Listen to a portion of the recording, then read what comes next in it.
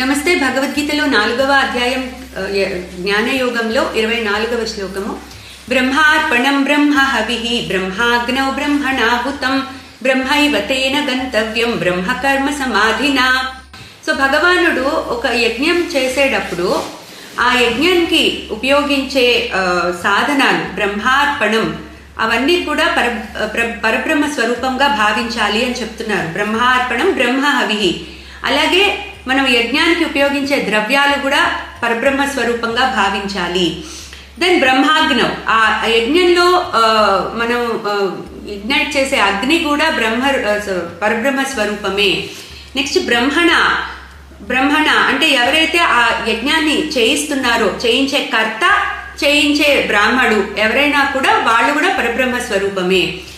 Next హుతం అంటే ఆ complete havana క్రియ, ఆ యజ్ఞ క్రియ మొత్తము కూడా బ్రహ్మస్వరూపమే, పరబ్రహ్మ స్వరూపమే. ఈ విధంగా ఈ భావనతో మనం యజ్ఞాన్ని చెయ్యాలి అని చెప్తున్నారు. సో ఇది లిటరల్ మీనింగ్ చూస్తే యజ్ఞానికి సంబంధించింది. కానీ ఇప్పుడు మనం భగవానుడు కర్మలు చెప్తూ సడన్ గా యజ్ఞం గురించి ఎందుకు చెప్పారు? ముందు శ్లోకంలో చెప్పారు, గత సంగస్య ముక్తస్య జ్ఞానావస్థిత చేతసః యజ్ఞాయ చరతః కర్మ సమగ్రం ప్రవిలీయతే. అంటే మన కర్మలన్నీ కూడా మనము ఫలితంతో సంఘం విడిచిపెట్టి నేను అకర్తను అనే భావనతో పనిచేస్తూ యజ్ఞంలాగా చేయమన్నారు. అంటే అక్కడ సాక్రిఫైస్ లాగా.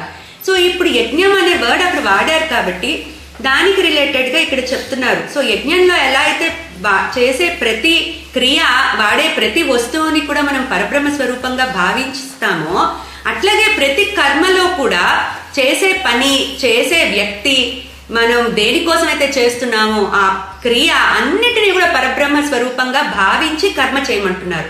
అలా చేసినప్పుడు మనకు ఆ కర్తృత్వ భావన ఉండదు, ఇంకా నేనే చేశాను అనే అహంకారం ఉండదు. ప్రతి దానిలో కూడా మనం ఆ పరబ్రహ్మని చూడగలుగుతాం.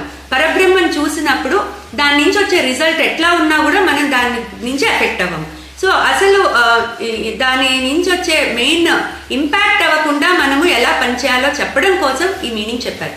తర్వాత ఈ శ్లోకం ఎక్కువ మనం భోజనానికి ముందు చెప్పడం అలవాటు.